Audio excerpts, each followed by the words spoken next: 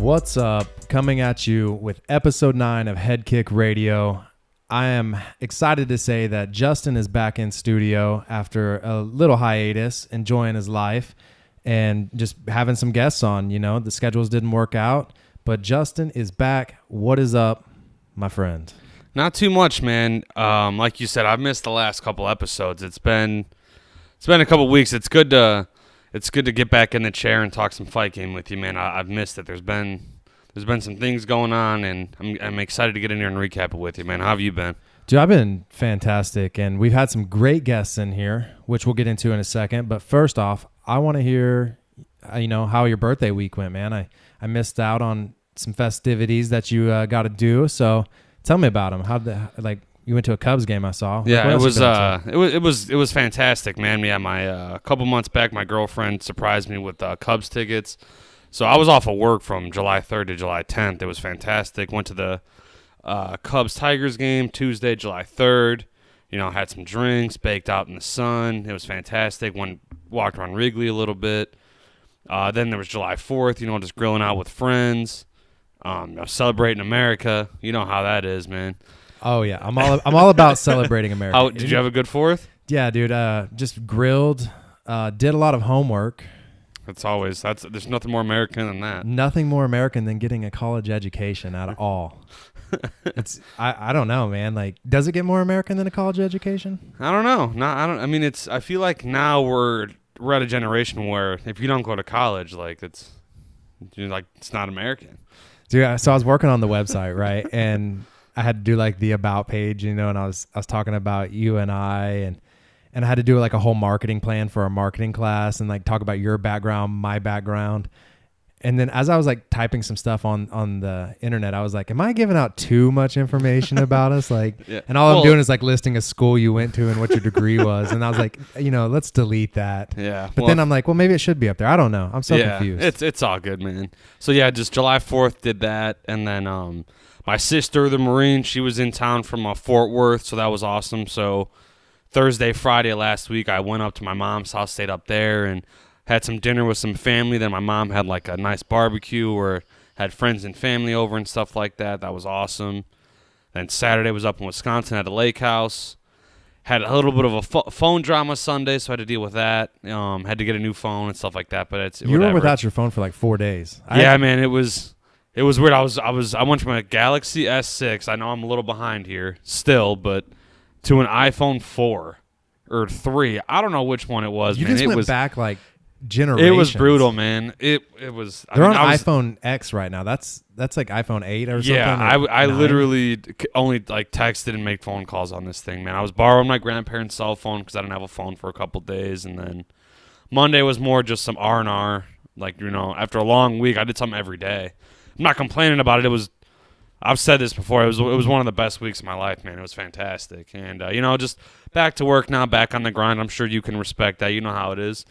I mean, you had some big news this week, right? You're winding down with school here. Yeah, man. I'm coming into my last semester in the fall. I just finished my final 3 summer classes that kicked my butt, but it's all good because it's all about brand building and marketing, entertainment, and freelancing stuff, all that. It's all the good stuff now. So hopefully it pays off for this whole project. Dude, I got a podcasting class next semester. That's and awesome. It's wild because here I am already podcasting before this class is about to take off. So how much of a break do you get between now and your fall semester? Or is there not really a break for you? I get 6 weeks off to... Oh, that's awesome. Yeah, so in the next 6 weeks, the goal is for me to figure out a nice marketing push for this podcast. And maybe I'm thinking trying to figure out how we can do a t-shirt or stickers and, or both actually. Yeah. And just, give out to the fans here, the listeners, and... Absolutely. Say thank you to the ones we've had. We've had better success than I thought, and it keeps going up slowly each week. And I can thank the past few guests being on for that. So let's jump into that, man. I'm going to put you on blast right here because I just asked you right before we sat down to podcast. You didn't listen to any of the past 4 episodes, have you? No, I haven't. I'm not going to lie to you, man. I've been busy, man. It's tough. I mean, excuses are... excuses are like assholes, man. Everybody's got one, but I was busy, man. I don't know. I feel bad. So lay it down on me, man. How was it? Well, I'm going to lay it down on you, but first, I want all the listeners to hit pause on this thing, or you can keep it playing if you're on your cellular device. Go to Justin's Twitter or Instagram at JT? JAYTEE 615 on Twitter, and then Instagram is 622. Call him out, and you can find him through the Head Kick Radio, Please Instagram, and Twitter. Please call me out. Call him out because he needs to be shamed. If anybody's a Game of Thrones fan, I'd be. What was that called for Cersei? When they were the just walk shaming, of yeah, shame with shame. the bell. Just I need to walk around the little studio right here and just shame. I mean, this is Head Kick Radio, and I've never thrown a head kick on anybody in my life. Ironically, you were pretty close with the look you threw at me when you asked me if I'd listened. I'm about to throw a head kick at you. I'm about to stand up right now across this table. Oh man, I know, man. I can always go back. That's the beautiful thing about the internet, man. I can go back and listen to them whenever I want. That's true. So for all you listeners out there that have missed an episode or two, just go back. It's a beautiful thing, man. It's the day and age we live in now. It's fantastic. Man. So I've had some people reach out to me, some listeners, and I've gotten some nice feedback, and people have been really positive about this so far. So I want to say thank you to everybody who's reached out, and I encourage everybody who's listening to continue to reach out. So thank you all. I appreciate the kind words, and if you want to blast me and give me some constructive criticism, I'm all for that too. So shout out to you guys and gals. Been a couple of gals too. Also got hit up for somebody who wants to come on who's in another state. So I definitely have to figure out the phone lines. And we've talked about the Google. You got the Google Hangouts thing. You could do. Yeah. There's things we can figure out. We've got to convert this to a video podcast in the next couple of months or 6 months. I don't know. We got to do something. But there's a lot of stuff going on, man. There is a lot of stuff, but we're going to make this thing big. We're going to make it fun. Make it exciting. We're going to get a video series going, do some interviews, get some fighters on. It's going to be a blast. That's what it's all about, man. I want to get comedians and professors. Let's do a better living thing here. That's what this is for, man. We're doing it for not average Joes, but we're just two normal guys just want to sit down and watch and talk fighting with everybody. That's all we want to do, man. I don't know about you, but I like to feel like I'm special. I don't want to be average. I want to be average Joe. I want to be special. Well, everybody wants to be special, man. Do you want a participation trophy? Yeah, I wish my mom would have told me I was special growing up, because now I tell myself I'm special. You're special to me. Yeah, but you mean like special ed? No, you're special. You're the only person to do a podcast with.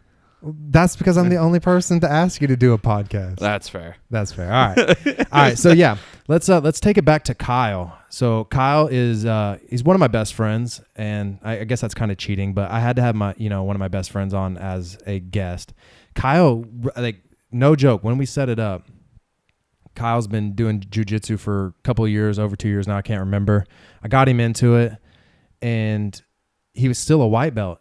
And then I was like, hey man, come over this weekend. Let's do a podcast for the following Monday. And literally the next night, he got promoted to blue belt. That's awesome, man. Congratulations. That's fantastic. Dude, I mean, he's been grinding for that thing. So shout out to Kyle for working. That's awesome, man. Congratulations, Kyle. Wherever you're listening, congratulations, buddy. But I mean, if anybody goes back and listens to that podcast, those are literally the exact same conversations Kyle and I have every time we get together. It gets deep. We go down rabbit holes, and we talk books, optimized living, health. It's awesome stuff. And so to have him on as the first guest was amazing. And then the next guest was Amy. She didn't come through the Joe Rogan route or the why am I drawing blanks on names here? Anyway, the keto people that come through the Aubrey Marcus, Joe Rogan, that kind of lifestyle that we know, that we get exposed to through being around the UFC stuff and listening to podcasts and stuff like that. So she just found out about it, and then she told me all her tricks, that she knows, and I just added them to what I do that I've learned through Rogan, Aubrey Marcus, and the two paleo guys that I'm drawing blanks on their names for some reason. So hammer me in the comments. Actually, leave them in the comments too, so that when people go to listen to this, they know who who we're talking about, and I'll try to go back through and do that as well. But so I'm going to talk about that for a second, actually. So that got me into keto, but it's more like a modified keto. It's like a carnivore keto. I'm 9-10 days into it now. Mm-hmm. I feel amazing. I've already lost 5 pounds. I didn't know I really had 5 pounds to lose. I mean, I'm skinny fat, I guess, but muscular. Right. And so I dropped from 205 to 199.5 this morning. I was pretty impressed, but I feel strong. My workouts are getting better. It's awesome. I'm about to start beating this drum and being one of those fanboys of like a particular diet or of some sort. So everybody listening, get ready. I'm about to be a spokesperson for this modified keto carnivore diet. And I apologize in advance because it's going to be rude. But so that was Amy. We talked about that kind of stuff for a little bit. And the next one was one of the ones I've been looking forward to for a long time. That was Jacob Neusser, co-owner of Fight Chicks. Him and his wife own that company. And I have quite a bit of Fight Chicks, like apparel, like T-shirts and stuff. And Jake came on, and I had a ton of questions for him. I asked him a ton of questions on air, off air, because he does like a bunch of different things, kind of like what I do, but he does them at a way higher level, and just somebody I look up to and I can learn from. So sitting down with him and talking, Fight Chicks, business, jiu-jitsu, all that good stuff, because he's a purple belt as well. So, he's schooled me quite a few times on the mat. But to actually get to sit down and talk to him and have a real conversation for the first time ever with him, other than just like at the gym where it can kind of get mixed up with other talk and other people. It was a blast. And then I somehow convinced Matt Paul to come on for this past Monday's episode. And Matt, is a pro MMA fighter. He fought in Bellator. Shout out our friend Kaz. Kaz was at that Bellator with me. He didn't go with me, but I saw him there and we chit-chatted for a little bit. And I was telling him that I had a friend fighting, and that friend was Matt. Well, Matt gets on there and then starts telling like awesome stories about like how he got his nickname. We talked about doing Yelp reviews for coaches. Like we got out of hand. We had a couple of drinks, and it was fun to talk to him, and I hope to have everybody on again, like especially in the future, because the cool thing about podcasts, if you do them weekly, like they're gonna go on forever. Oh yeah. But you have to go back and listen to these because they're good. Yeah, I'll get it done, man. I'm working the next couple of days. I got no excuses. I'll get it done over the next couple of days, man. I like how you're gonna do it at work. Well, isn't that what a lot of people do, man? Just background noise, man. Not background noise, but you know what I mean. Just I hope your boss like subscribes and listens to us. Yeah, the grind at work, man. You just got to throw something on. You can't just listen to whatever. Sports all day. Yeah. Oh, you got such a hard job watching and listening to sports all day. Yeah, man. I'll get it done. I'm excited to go back and listen. Like I said, I usually listen to everyone that we do together. And, we'll text back and forth. But, like I said, I've fallen off the wagon here a little bit. But, Man, it's all good. Like I'm back in the saddle. I'll be here next week, too. I can't harp on it because we all have lives. Exactly. This is a big part of your life, I hope you know. So you better start listening in. So, all right, man. So after that little recap, and we seem to be all back in order here. Yeah. Well, I'm going to do a poll. We're not totally back in order. I'm going to do a poll on Twitter. Maybe Instagram. I don't really know how to work Instagram as that well, but Twitter. And if we can get enough feedback from people, there's going to be a punishment for you. Okay. Like whether it's like 50 burpees or 100 push-ups in 3 minutes, like there's going to be a punishment. Jesus Christ. Well, that's not happening. Or like running a sub 10-minute mile.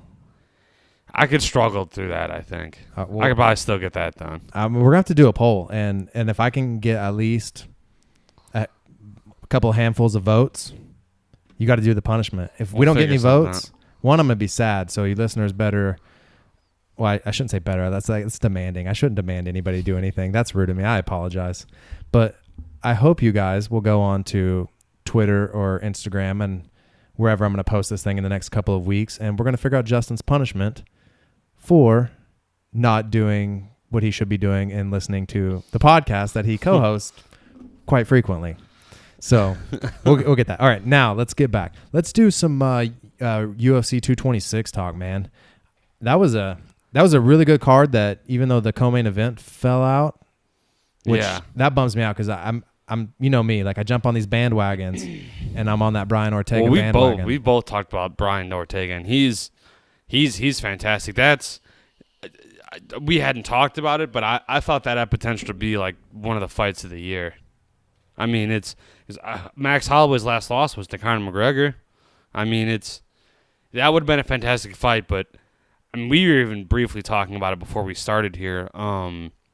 Something was going on with Max that week, and I'm glad that they caught it when they did and stuff like that, because we interviewed him at work, and me and a coworker were even talking like, did he like hopefully like did he just get to Vegas or something like that, because he looks tired, like he looks drained. He didn't look the same, and then. Like you said, Bisping called him out during his interview. You know, just hope the guy's okay with delayed concussion symptoms. Dude, I saw an article today. I didn't read the article because I was a little bit busy, but somebody said or the doctor, I guess, said that he was showing like stroke-like conditions. That's scary stuff, man. At this point, you're not even really worried about when's Max Holloway going to fight again. You just hope the dude's okay.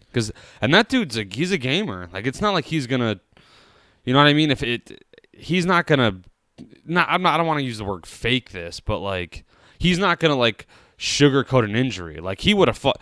He would have made weight if he would have fought Habib if the commission would have probably, you know what I mean, let him suffer through it. He would have got in there with him. Like I'm just glad that his team or whoever was with him during that cut noticed, was like, okay, something's going on here, and they got him to the hospital when they did, and just.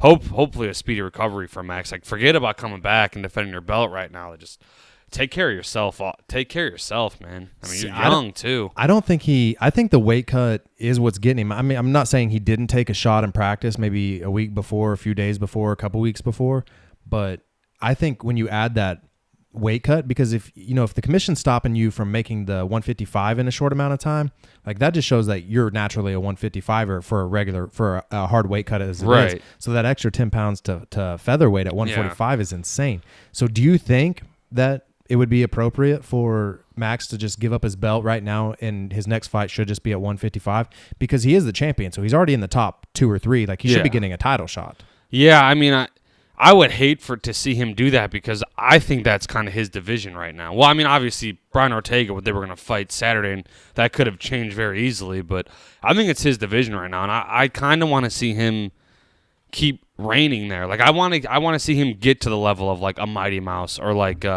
somebody who's just dominated a division for a while, because then that opens the doors for, like, a Habib fight or something like that. Or can you imagine if, like, if Max would have stayed healthy, or gets healthy and goes on to wins 3 or 4 more fights, why not call out Conor McGregor? Be like, dude, you're my last loss. Nobody's beat me. You're the last person to beat me, and you're the supposed champ, first champ, king of the octagon. Like, run it back then, man. Yeah. Like, well, Dana came out and said that he's not even talking to Conor until this New York situation gets handled. Right. But what I think, if I could be Sean Shelby for a second, I would say this. I would say, with Tony being injured and Khabib needing a fight for Russia, because let's be real, you can't. He's got to be on that card. How can you have a card in Russia and Khabib's not on it? I don't care who he's fighting. I don't care if he's fighting Ally Quinta again. But like, you can't have a card in Russia without Khabib. So what I'm going to say here is, if whatever's wrong with Max is right now, if he can be better by the Russia card in late September or whatever it is, right? Max, dude, you cleaned out. Aldo, the greatest 145er ever, for a decade. So jump up to 155, get you a title shot, unless that Dustin Poirier Alvarez fight is just something that would steal Max's thunder, which I don't think it is, because Max he's a beast. And then just let the winner of Jeremy Stevens Aldo get Ortega for the new featherweight title. That's me if I'm playing Sean Shelby. Right. But Khabib has to be on that Russia card, and who better to fight him than the guy who was going to fight him on short notice, than Max Holloway. Yeah, man. When is this Eddie Alvarez Dustin Poirier fight? Is it July 28th? And when's that Russia card? September something. I don't know. I'd have to look it up. I mean, if whoever wins that, like, if it's a quick, because both these guys, Poirier and Alvarez, both have the ability to end a fight very quickly. If that fight ends quickly and you stay relatively healthy, who says that that's not in the cards right now? Like, hey. Like, obviously, Poirier and Alvarez wouldn't know this now, but if you're the UFC, what if you're thinking, like, hey, if Poirier knocks him out in the first couple minutes and stays healthy, why can't we just, Poirier is also a gamer and so is Alvarez. They'll turn around and jump on that Russia card. Dude, I'm a huge Poirier guy, so I would like to see Poirier get a title shot. But I'm all for Max Holloway passing him up right now. Well, you brought up Kevin Lee earlier, and I think that was off there. But what do you think about him calling out GSP here? Dude, Kevin Lee's smart. He wants to get paid. And I'm for that, but, man, we know who he is because we're diehards. But, you don't have the clout right now to have even GSP to probably respond to you right now. He's probably like, Kevin Lee, I know who you are, man, but I'm fighting either Conor or, I don't even know who else what GSP would possibly fight. And I love it because I love the confidence Kevin Lee has in himself, and I love the fact that he wants to fight the best. He's like, GSP's arguably one of the greatest MMA guys of all time, and he wants to beat him. I love that about him, but you got a long way to go before GSP, I think, will even entertain a fight with you. Yeah, well, GSP's not going to fight anybody unless he gets paid either, and exactly. Kevin Lee's just not that name for him. Not yet. Exactly. That's the thing too, and like I said, I love it, but I'm like, man, he's calling everybody out, and I love it too because, who knows But see, that's why I want Max to go up right now and fight Khabib before Kevin Lee gets a shot, because I'm gonna tell you, if Holloway has to fight Kevin Lee first at 155, which I know it's a beast of a weight cut for Kevin Lee to make 155 even, but I just don't see Holloway getting through. Yeah, Kevin Lee. Well, okay. Hypothetically speaking, if Holloway and Ortega would have fought, who would you have picked? Ortega, hands down. Hands down. Hands See, down. I would have had Holloway in a decision. I just think that there's levels to Ortega's game. Yeah. All around that the only thing Max can match him with and maybe be a little bit better in is just striking. But if Ortega got him to the ground, I think I don't know how really good Max has got good ground game, but right. Let's be real. Damian Maia might be the only one in the UFC right now currently, if you can count him currently in the UFC, that his ground game rivals what Ortega's is pound for pound. Yeah, that fight, if it assuming it would have happened, I think it could have literally ended any single way besides Max getting a submission. I think Ortega could have won a decision, Holloway could have won a decision, either of them could have knocked each other out, or like you said, Ortega could have submitted him. But see, I'm never going to say that again, that black belts can't be submitted by good because if you do like the Donald Cerrone approach or even Demetrius Johnson approach, if you punch somebody enough and get them tired, disoriented, I don't care if you're a black belt or not. If you get punched and you don't have your wits about you, you're going to get choked out if that's what they decide to do, if they have decent jiu-jitsu. So I feel like even the best, I think Ortega, if Holloway hit him and then got him on the ground and, got him in a guillotine or a rear naked, Holloway could put him out. Oh, absolutely. So I will never say that a black belt can't be put out on the ground because, all it takes is a punch. Yeah, I guess I would have said, of course anything's possible, but that would have been, sorry. I'm in the middle of a hiccup here. I don't know what's going on. Oh, this is getting weird, dude. Hey, don't throw up. Don't throw up. He's back. That would have been my least likely way of the fight ending. Holloway getting his mission, but yeah, if we're doing odds, yeah. So we Max got way off track. Let's get back to UFC 226. Yeah, I was gonna say, Max, I hope you speedy recovery, man. I'm actually kind of happy Brian held out. I'm only fighting for the belt, man. Well, he's about to fight for your favorite thing, an interim title. But if Max is out till 2019, do you vacate or do you have him? Do you do an interim belt? No, I don't know. We're getting ahead of ourselves here. We're getting ahead of ourselves here, but that's what I'm saying. If he's out till 2019, you hate to force his hand, but that means he can come back and go to any weight division. Be like, all right, well, you're not stuck at 45 anymore because, as much as I hate to say, if you want to go to 45, you get the title shot immediately, obviously. But if you go to 55, that's a new division, man. You can not necessarily start all over, but no, he's going to be near the top of the heap. But he's not a small 155er either. No, he's long. He's long. He can do it. Poirier's doing it. Yeah, it's going to be good. So back to 226. So let me get your first thoughts here before anything on the anything we touch on the pay-per-view. Who impressed you on the prelims or the early prelims? Let's see. I'm trying to remember. Let me pull up the card actually because I thought he got hit a little bit, but I thought Paulo Costa looked really good against Uriah Hall. Yeah, and I also thought Uriah Hall looked better in that fight than. Oh, they both look good, but Costa was getting hit a lot, and that's what Israel Adesanya was saying when he was talking to Joe Rogan and stuff like that. Because there was like a crazy story that he was telling. I thought that was hilarious. That him and Dana White, talking about Israel Adesanya here, him and Dana White ended up in the same club Saturday night, and he like basically told Dana like, "Hey, I want to fight Paulo Costa next," but I think the UFC is heavily investing in these guys, and there's no way they're gonna match them up right now. Yeah, okay. That reminds me, since you said Israel, his teammate Dan Hooker. Dan Hooker impressed me. Yeah, we've talked about him before, man. He's won 4 out of 5 fights and stuff like that. He's still only ranked number 14, but man, I think he's gonna be climbing. He's dangerous, man, and he spars with Adesanya. They train together, so they're gonna be a headache for anybody to deal with. I watched a little behind the scenes stuff that they shot, and I can't remember the television or the web name or whoever the little series was produced by, but it was from a New Zealand company, and it was like a little 5-minute episode deal that they did on Dan Hooker and Israel leading up to that fight. It was actually pretty entertaining, so kudos to those people and for producing that, and it lets you know who these fighters are. Like, I'm a big behind the scenes junkie. Oh yeah, like that's what I want to do. Like, so UFC, when I come knocking on your door here in about 5 months for a job after school's over, I want on your behind the scenes team. I want to do embedded and all that, because that's where the fun stuff is. Mm-hmm. But watching Dan Hooker, like, I just like him. I don't know, because once you get these behind the scenes videos, then you learn their personalities.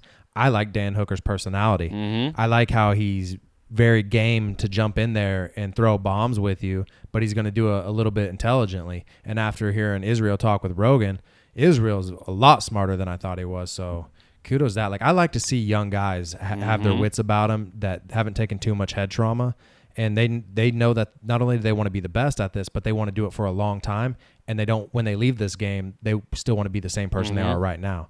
And Dan Hooker's one of those guys too. I've been a big fan of Dan Hooker's for a while here, and I'd like to see him get a top 10 fight here next. I mean, he's been doing nothing but winning lately. I mean, he stopped Mark D. Casey, and that was one of the guys that I jumped on that hype train very early, and he beat him, man. I like Dan Hooker, but I would go with Paulo Costa because, man, that pressure was crazy. Well, okay, let's ask. I'm gonna ask you a question because I have an answer here. But who do you think is the first undercard person to get a title shot in whatever their respective division is that won or lost at 26? Yeah, because I got UFC 226. I got an obvious one here. It's got to be Rafael Sunsao. It's got to be a Sunsao. He's got to get a title shot. All the dude does is win when he doesn't fight TJ Dillashaw. Mm-hmm. Well, he gets the winner of. Here's the thing. He gets the winner of TJ Cody. So the funny thing is, I just thought about it. He could get Curtis Blades tier, which means let's say Mighty Mouse beats Cejudo again, and then he decides to go up. Do we have to say let's say? Can we just say? You can't, because we've seen crazy. Did you think Matt Serra was going to knock out GSP?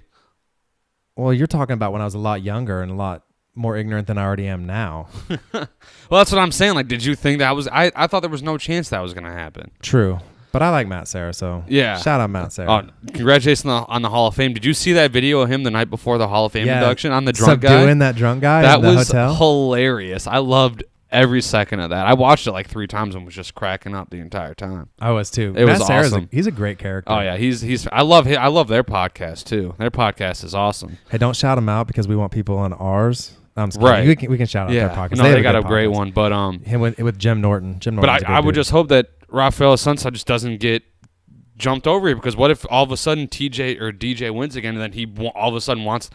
Because I think if Cody Garbrandt wins, then DJ goes up. Oh, you think he just doesn't want to fight TJ, but he will fight Cody? That makes me sound like I'm saying he's scared, but I think he thinks the better matchup for himself would be Cody Garbrandt. Okay. I'm never gonna say Mighty Mouse is scared of anybody.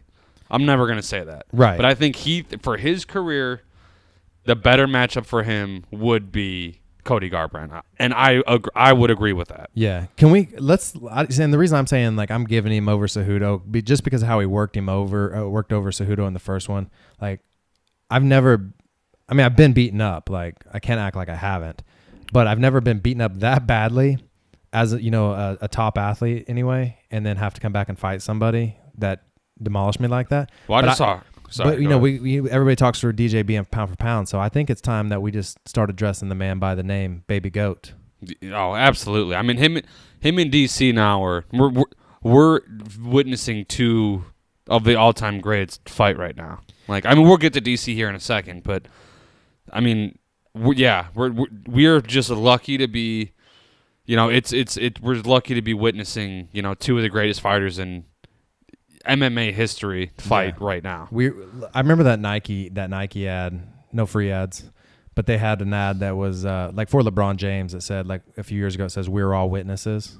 Yeah, like, that's how I feel watching MMA right now. Like, we're just witnessing history after history after history. Yeah. So yeah, I mean, it's Rafael Sanso. He's the obvious choice to get a title shot. You know, he would get the so one. As long as there's not a super fight, he gets the shot. But the thing is, too, if Cody wins, you got to think they're running back the trilogy.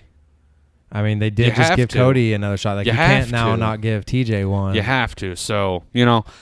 But honestly, like, I'm a huge, like, if you ask me to pick one fighter, no matter who it is, for the rest of my life to watch it, and we're talking with Brock, John Jones, everybody in, and I'm like, you're going. I'm a big John TJ? Jones fan. But I would watch TJ fight. I'd watch him fight the world. Yeah, because I love the way he fights. Dude's whatever Dwayne's got him doing, I can't take my eyes off of it. Yeah, dude's a savage.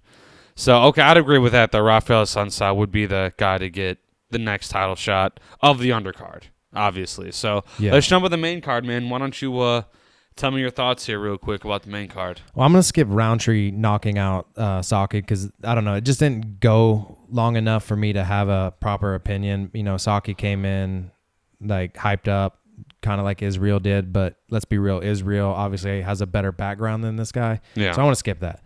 I want to go into Pettis versus Chiesa. And this is before we all knew Chiesa supposedly obviously came out and said that he thought he was going to die during his weight cut. You, sir, are too big for 155. Please go to 170, but there needs to be a 165. We're not getting into that. Let's do that another time because we just saw a post here that the 165 division would be insane. I digress. But when Pettis subbed Chiesa, that version of Anthony Pettis that showed up against Chiesa that was the world champion Anthony Pettis. Mm-hmm. Consistency is his problem. Yeah, and I loved that it happened after Chiesa was taunting a little bit. He was talking some smack in the embeddeds. Mm-hmm. I mean, that's who he is, and it's fine. But that was the show. Well, first off, Anthony Pettis very much needed a win, and that's a good win too, because Michael Chiesa is no slouch. And what did we say? Did we looked him up tonight in the lightweight division? He jumped back into the top 10. He's at number 8. Yeah, Anthony Pettis number 8. Chiesa fell down to number 12. This is, how much stock do you put into these UFC rankings?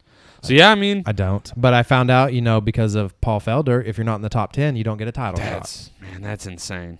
But you're not up for last-minute title shots due to commissions. So, if you're Anthony Pettis here, I mean, you're probably looking at like a main event on a fight night kind of thing here because you're surrounded. So, you're number 8.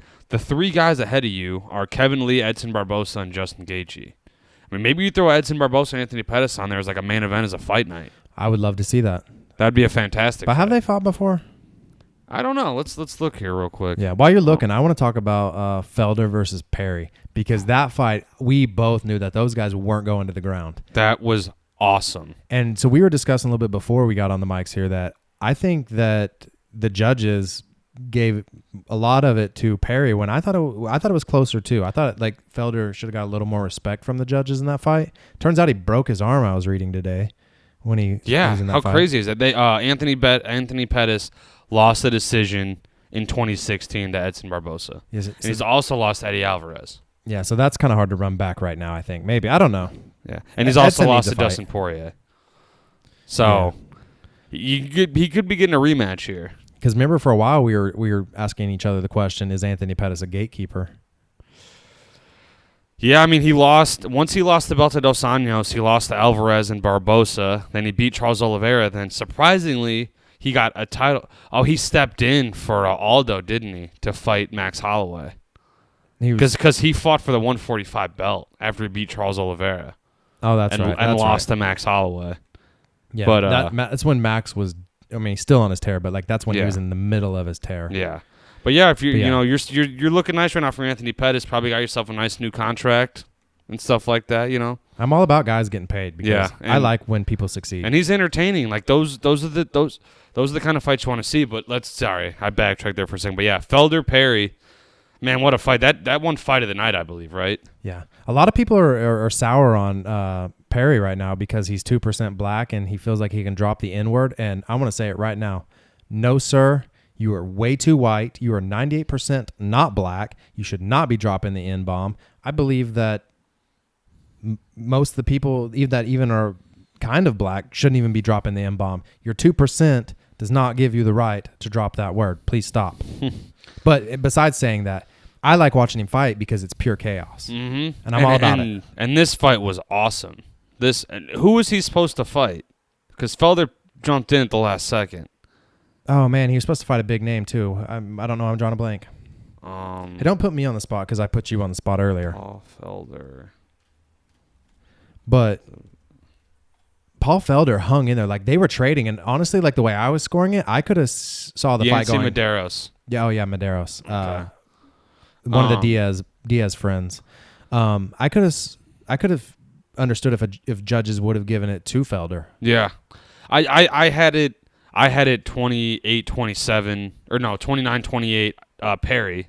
I agreed with I agreed with the decision, but yeah, I think it was a very close fight. Very close fight, and it's so entertaining. And you finish that, and he's still throwing spinning back fists with a broken arm. And if you look at that picture, it is a clean break. It is broken all the way through. It's not just a crack. That's insane, man. That just shows you Paul Felder is a gamer. That was awesome. Mike Perry, I mean, I want to see him fight somebody like Justin Gaethje. Like, I mean, even though they're not the same weight division, I mean, because they're fighting at 170, but that's those fights, like those two guys are like the perfect matchup for each other. Just brawlers. They're not even going to think about going to the ground. I think Gaethje's trying to save some years on his life now. I think he sees that he needs to wrestle more. He's a great wrestler. Wrestle more, Gaethje. Yeah. But that would be a great fight to watch. Honestly, that was a fantastic fight, though. That was my pick for fight of the night. Yeah. Oh, yeah. Easily, but it didn't even win a performance bonus. Pettis won a performance bonus, and Roundtree won a performance bonus. So there's a rumor on the street. Oh boy, drop it on me. There's a rumor I'm hearing that you said Derek Lewis, Francis Ngannou was the best fight you've ever watched in your life. It was actually the opposite. You must have heard that on opposite day, man. Holy cow! Since we didn't get to do this together, who did you have going into that fight? Francis Ngannou. I texted you. That's right. Yeah. See, I had Derek Lewis winning via decision, and I was right technically, but I still feel like I lost. Like, that's how I felt after watching that fight. The fans lost. We all lost. Man, I asked you this question earlier, and I mean, listeners, please chime in the comments below. If you saw the CM Punk Mike Jackson fight, which fight was less entertaining to you? Because I left during the CM Punk Mike Jackson fight to go get a drink. That's how boring I thought that fight was. Dude, you just ratted yourself out. I was sitting next to you during that fight live in the arena, and I wasn't going to rat you out. I think I did, though, on a previous podcast. You called me out, but, it was, man. Ngannou looked very tentative, throwing any kind of shots. And Derek Lewis did say he was having back issues, and I can't imagine what it would be like. You have back problems. So what's it like to roll with? As a matter of fact, today that we're recording this podcast it's been exactly 1 year since I had that microdiscectomy in my back, in my L4, L5. Yeah, and what was that like trying to do jiu-jitsu? Like when I tried to come back way too soon and re-herniated that disc. It hurts. Okay. It still hurts. Like it hurts in all my workouts. You've gone through back spasms before. Yeah, I've had them so badly I couldn't walk. Well, I was gonna say, explain to somebody if you're Derek Lewis and you weigh 255 pounds or whatever, and you're trying to throw punches, like what's your back going through at that moment? It's like when you're trying to put like all your power into something, and like once you get it like fully flexed out there, like think of it as like only having one move. Like you just have that one punch and that's it, because there's nothing after that. After that, it's trying to survive, and then like it's like collecting your thoughts again, right? Right. You literally can do one thing at a time, and then you need like 30 seconds to like recoup, to be like, oh my God, my body is falling apart on me, and then you're not even paying attention to what's in front of you. Ngannou, if he's having that much back pain, like it overtakes your mind. Like it overtakes your soul. It's soul sucking. And Ngannou, now that I heard that you mean Derek Lewis? Yeah, but that's what I'm saying about Oh. Ngannou is now that I know that about Lewis, Ngannou had a billion chances in that fight to knock out Derek Lewis, or at least put the pressure on him, because just you could see. I went back and listened to Derek Lewis in that presser, like he couldn't even sit right, like, and I know all about these back pains, like I'm telling you right now, like a 12-year-old boy could, or girl, or a baby bird could come and take me out when my back is hurting. Yeah, I mean, just imagine trying to be 270 pounds probably with that. I mean, it's when the doctors told him to lose 25 or 30 pounds or whatever he said in that press conference, they're not kidding, Derek. You got to lose that weight. But not only do you got to lose that weight, I feel like you might have to be like Tito Ortiz and just fuse that thing, because I think that's sadly the reality that I'm telling myself is I'm just going to have to fuse this thing. So what do you do if you're the UFC for either of these guys next? 'Cause you can't run this back. Well, Dana in the presser said that Lewis didn't take any steps back in his eyes. He goes, he battled through that injury. He won that fight. It looks worse on Ngannou than it does Lewis. But he goes, honestly, the fight that we're going to talk about right now, Stipe and DC, made everybody forget about that fight. Absolutely. Well, when he meant everybody but you and me, who go over this and recap these 4 people. So what? Okay. So we obviously know what happens. We got another champ 2.0 here, DC, and he's actually going to defend his belts, unlike the previous champ. Let's just call him GOAT, because until John Jones is back, and I'm a big John Jones fan. There's nobody better in the history of the UFC than Daniel Cormier in my eyes. Yeah. And I'm basing that off of the Daniel Cormier I watched in Strikeforce run through the heavyweight tournament when he got in, when I think Overeem came over to the UFC. Like, he knocked out Bigfoot Silva, and that was Bigfoot Silva on the juice. Yeah. And then he beat Josh Barnett, and Josh Barnett he's a legend in my eyes. He's super legend. And the way he picked up and slammed Barnett, like, you don't just slam heavyweights like that. Yeah. And then he comes over here and he has the worst fight of his career, and single-handedly, well, obviously he's only in there by himself, but just has the worst fight of his career and beats Frank Mir in all 3 rounds. Slammed Frank Mir. Right.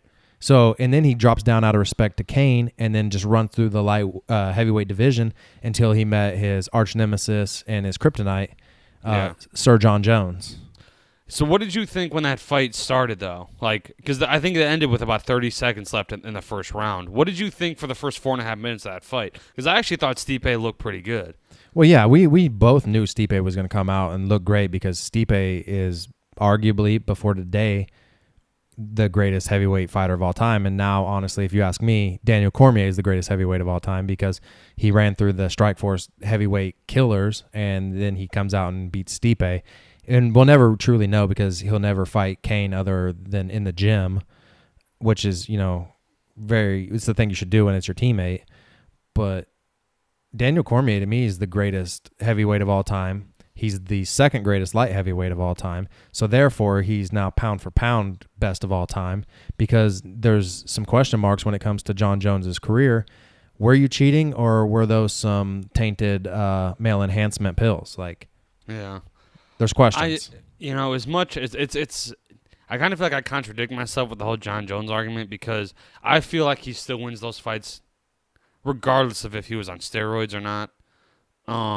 But that's most people's arguments. I get it. I don't want to take away from DC here, but that's what I'm saying. So to me, he's the GOAT now. Yeah. And John Jones has every chance to take it, because he's still young enough. He even made a post. He goes, "Don't forget, I'm still young. Once I get back in." Well, yeah, I think he said he's still the youngest contender in the top 5 of each division. Yeah, and he's also the youngest champion in any division in history. Yeah. Still, he holds that title. Yeah. But I thought Stipe looked very good coming out. I mean, he's obviously going to be the bigger. And but when I say bigger man, I mean just taller, lengthier. Like John Jones is a bigger man than DC, but. You understand what I'm saying, right? Yeah, but that's what's so impressive about DC is everybody he fights, like Alexander Gustafsson, John Jones, Josh Barnett, Frank Mir, Stipe, they're all massively bigger people than he is. And besides John Jones, he's rolling through them all. Absolutely. And then you could see, I don't exactly know at what point in the fight it started to happen, but you could see DC time him up.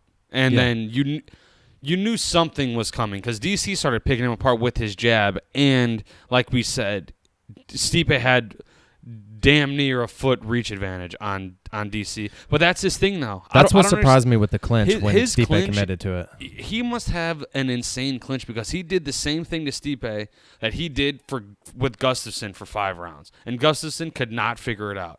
DC wraps his hand around the back of your neck or your head, and I'm not saying it's easy, but for whatever reason, guys can't seem to get out of it. They can't seem to get out of it. And, he just happened to knock out Stipe and not knock out Gustafsson. Yeah, he knew that little fine nuance, just like Jones knew that, Daniel dips down to the right side, he could get him with that head kick. Yeah. Daniel, he pinpoint after the fight, he said, I knew Stipe, when he comes out of clinches, he drops his hands. Right. And he got him with that right hook. And then, quick little side note here, congratulations to Dominic Cruz for winning MMA announcer of the year, because he described it beautifully. He was like, you see how DC was giving up during the last clinch before DC clipped Stipe and knocked him out. You can see DC give Stipe the underhook, and Stipe was gonna use the leverage and raise up DC because that's what you do against younger fighters. When you're taller than them, yeah, that's what you do. And I think Dominic Cruz used the term dead arm. He's like, you see how DC is going to do the dead arm here, and he slips out that left arm, just gets enough of Stipe to keep him where he is with his left hand, and then just clips him with a clean right. Yeah. Clips him with a clean right, and it's over. It's over. Yeah. It was. And see, that left hand is also DC's gauge to how far away Yeah. Stipe is, because if he can't reach him with that left, then he knows he's not going to hit him with that right. Yeah, and I just, congratulations, Dom, for winning MMA Commentator of the Year. That's awesome. And just the way you described it just made me feel like I understood it that much more. So that's why I sound as good as I do right now. But it was just, man, you got to give it to DC, man. It's DC. He's the GOAT. And Yeah. how we're talking about Dominic right now, it takes those kind of guys to make all of us viewers better people, especially, you, since you don't train, and myself, since I don't, train the clinch game, you know what I mean? Train other things, ground game, but we need those kind of people that break it down to an exact science, just like you would if you were in the gym getting coached up. You need those people, and Dom is definitely that person. Just like even Rogan is, especially when it goes to the ground, Rogan will talk you through things. DC talks you through things when he's on the mic. Yeah. Paul Felder talks you through things. Did you Dan see that Hardy. picture of John Anik after DC, and after DC won, and they're both they've got their arms up like the refs that do the field goes good kind of thing. Yeah, that's awesome. They've commentated a lot together. Yeah, that's just. It's just awesome. So okay, so if you're DC now, I'll keep this quick. Brock Lesnar. Okay, Brock Lesnar. I think you vacate 205 because you're not going back down there. Yeah, Yoel Romero calling him out right now is the only logistical fight to me, because I think that DC said it afterwards in the press conference. Gustafsson's the only big name and the only name he would fight, but he said Gustafsson, even though he has a huge following from Sweden and all that, he doesn't draw in numbers. And DC, when you're the GOAT, when you're the champ, you need to get paid. Who's going to get you paid? And hasn't even said before April of next year when he turns 40, he wants to be done with fighting. So March of next year. That's his birthday. So timeline here. Brock. He's got 2 fights. Brock, John Jones. 3. Well, there's 3. If you ask me, there's 3 contenders, and they're all at heavyweight. It's Brock, John Jones at heavyweight, and Stipe again. Yeah, but the thing is, I would almost. But here's the thing: is Brock is going to be the last one, because Brock can't fight until January, because he's in the 6-month. Well, it's drug that, protocol. and it's just that fight with Brock Lesnar can't be for the belt because Brock's not defending. He's going right back to the WWE after that. I want to ask you, why can't it be for the belt? Because Brock Lesnar is a former champion. He's not CM Punk. He actually has wrestling credentials, and he's dang good. He's a massive human being that has to cut down to 265 pounds. And juice or no juice, we're talking here, because I honestly don't think that he makes it out of the drug protocol. I really don't. Not in time for DC. He may next year afterwards, but not in time for DC. I just think it's unfair to the rest of the division that a guy has only fought. He fought at UFC 200, and if you want to get technical, that fight technically never happened because he popped hot. So he hasn't fought in 8 years, and he's just going to come out of nowhere, get paid more than all of you combined, and get a title shot. But that's the key. I'm pissed. No, I know, but that's the kicker right there. Whether we like it or not, as diehard fans or whatever, money talks. And the sad part is, walks. I'd tune all. I'm all in on Brock Lesnar, DC. That's me saying this. Like, I am too. I'm still all in on it, but I just think, like, if you are a guy like Curtis Blades or an Alexander Volkov, you're like, so this guy just gets to come and go as he pleases and just gets a title shot. Like, well, that stinks, because if you're Curtis Blades, you don't want to fight anybody, because then you lose your title shot, and because if you lose, you lose your title shot. So, like, what, you know what I mean? It just. I'm all in on the fight, but I just thinking from the fighter's perspective, I think that's gotta suck being a heavyweight. Because then John Jones comes back, he's fighting DC at heavyweight. DC's, like he said, he's got all the cards now. DC at heavyweight's another animal. Who knows if he doesn't beat John Jones at heavyweight? I mean, that's why that fight is appealing to fans, is because people want to know what's DC going to do to John Jones when DC doesn't have to cut that weight. Because Javier Mendez and Bob Cook came out and said DC has nasty KO power at heavyweight. So, I mean, it makes you think that DC's got a legitimate puncher's chance, because he's got a great fight IQ against John Jones, and and the fans love that rivalry. Yeah. But it's definitely Brock Lesnar, because DC, he's the champ, and the champ deserves to get paid. Yeah. Who's going to get you paid? Brock Lesnar, and all those WWE casual fans going to get you paid. 10 seconds. How does it end and why? It ends in I'm going to say a second round knockout, because DC's going to let Brock get tired in that first, because Brock's going to come in looking like a massive human compared to DC, because DC's going to walk in about 240, 245 again, and Brock's going to come in at 260, or weighing at 265, but he's going to come in that cage about 280. Yeah. So it's going to look like two different human beings in there, like I think he goes the Rumble. That's essentially the Rumble Johnson route. Let him, blow all of his gas, and then I can see him, he's going to choke him out. Yeah. But I can also see him knocking Brock out, because I don't think that Brock can take a punch like Rumble can. Yeah, because Brock's got to be close to 40 as well, if not older than that. So yeah, that's what I'm saying. They're both old. It's not like he's fighting a young Brock Lesnar. So it's definitely going to the champ. Get paid, DC. Love it, man. I hope you start getting some love too. Even if John Jones is coming back, you got to get some love. All right, everybody, we're going to wrap this up here. This is episode 9 of Head Kick Radio. I would like you guys to all, rate this thing, tell your friends, spread the word, spread the love. We appreciate you, especially if you listen to us ramble this long into this podcast. Everybody, y'all are all the best. Please go follow us on Twitter at Head Kick Radio, on Instagram at Head Kick Radio. We're not doing Facebook right now for a couple of reasons. One is like the privacy issue stuff, and I just don't know how I morally feel about Facebook, even though I still have my personal one, so that's kind of hypocritical of me. But we're on those two, on Twitter and Instagram. We're at headkickradio.org, where you can find the blogs. And I'm trying to get the .com merged over to it, because I do own the domain name to that one as well. And I'm figuring all this out as I go, so I appreciate you guys. And especially if you're an audio person or a website, graphic designer, Aida, if you're listening to this, my graphic designer that I have for all my logos and stuff, I'm not trying to give away your work. I'm just trying to bounce it off people who do other cool stuff. So I do apologize to you, Aida. I want to reach out, and I also kind of want to know who my listeners are. This is also to figure out who everybody is. So if you guys could just comment, let me know where you're from. Like, just say, hey, I'm listening to you from Florida or Oklahoma or Texas or California. Or I've noticed on my Libsyn account that there's somebody in South Africa. So if you listen to this and you're in South Africa, find me on Twitter, find me on Instagram, whatever you got. Like, shout out, like, because when I get this, I'm going to try to get this merchandise rolling. I want to send you guys, especially you early ones here, I want to send you all like some merchandise, whether it's a shirt, a sticker, once it gets going in the next few months. Like, I want to hook you guys up, because I appreciate every single one of you. And let me know what you think about the guests and who you'd like to see again, because if not, I'm just going to keep rolling in people that I kind of have some connections to, but I'm also reaching out to current UFC fighters, Bellator fighters, people like that, people big in the jiu-jitsu game, trying to get them on to keep you guys entertained. But please like, subscribe, tell your friends. Justin and I definitely appreciate you. And we got to pick Justin's punishment too. Like, don't forget that.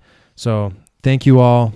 This is episode 9 of Head Kick Radio. Justin, I haven't been able to say this in a while. What are we? We out.